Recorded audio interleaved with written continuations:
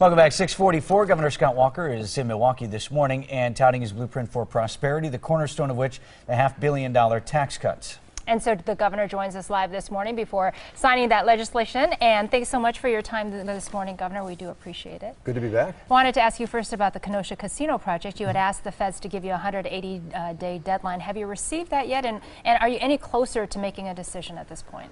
Well, we thought, the federal government took about 9 years before they approved it last August. It takes us automatically, any governor in the country gets a year, and then you get another 60 days on top of that.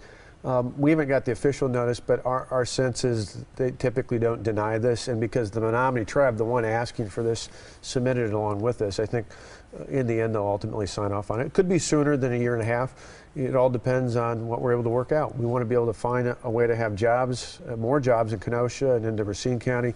At the same time, we don't take jobs away from Milwaukee or Forest or Dane or Sauk counties, and still don't screw up some of the compacts that the state has with at least 3 of the tribes that would reduce revenues if a casino happened there without their approval. So it's really trying to get a win-win-win. The idea of a Kenosha casino, at least on this property, has been around for more than a decade, this particular proposal for a while. It seems like voters have their minds made up. Will you tell voters at least which way you're leaning before the election? Well, part of it is going through the details, because as much as it would provide jobs in Kenosha, that's pretty exciting, there's also some concerns. Part of it's just negotiating. It's not a matter of making a decision, it's trying to negotiate. It's what I've had my Secretary of Administration do with the other tribes that have an impact so that we could mitigate any job loss, not just in the Potawatomi site, but also in Ho-Chunk over in the Dane and Sauk County areas as well. So if they're all on board, though, do you want it?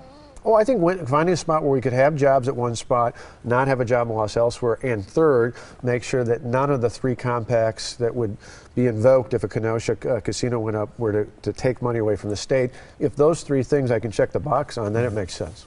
All right, let's talk about your tax cut proposal, the cornerstone of your blueprint for prosperity. Did you have any thought along the process of using that money in another way? No, really for us, we paid off our debts. We have a rainy day fund that's 165 times bigger. All the debts that had been passed due by my predecessor, we paid off in the first budget. Our pension fund's the only one in the country fully funded. So we're in good financial situation. That's why we went from a $3.6 billion deficit to about $1 billion in surplus. But I think the hardworking taxpayers are the people who helped us earn that. The economy's better, more people are working, more employers are hiring, personal income is up. So we've got a combination of about $400 million of property tax relief. That's about $100 for a typical home. That means this December's property tax bills will actually be lower than they were in December 2010. And then we start next Tuesday on April 1st. I was always kidding, no fooling. April 1st, we'll start with withholding changes that for a typical working family, mom and dad work, 2 kids, they'll see about an extra $522 in their paycheck. That's real money that'll help the economy. I want to talk about the minimum wage because Milwaukee County has just passed a hike in the minimum wage for vendors that do business with the county. I wonder if, I know you've said before that you're not for raising it statewide, but would you do that in lieu of what Milwaukee County has created now, this sort of island where it exists, and then you have these separate communities sort of ad hoc doing their own minimum wages? Would not a hike in the state minimum wage be preferable to you? Well, I think it's a defeatist attitude. You're saying, what's the minimum? I want the floor to go up for everybody. The jobs we're typically working on when I make jobs announcements are 2 to 3 times bigger than the minimum wage. We're talking $20, $25 per hour. Those are the sorts of jobs I'm going to focus my time and efforts on. And I think for those who talk about whatever the minimum wage is, that's kind of raising the white flag and saying they don't think we can get jobs that pay any more than that. I want jobs that pay $20, $30 or more. I want to see personal income up as it has been in the last year. I want to see more people working. And that's something I'm going to spend my time and energy on.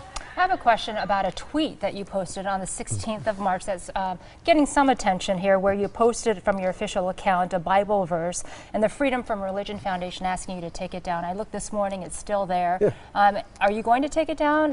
What is your reaction to the response to a tweet? It's one of those where, it's, I usually talk about things like our tax cuts or our worker training bill we signed last week.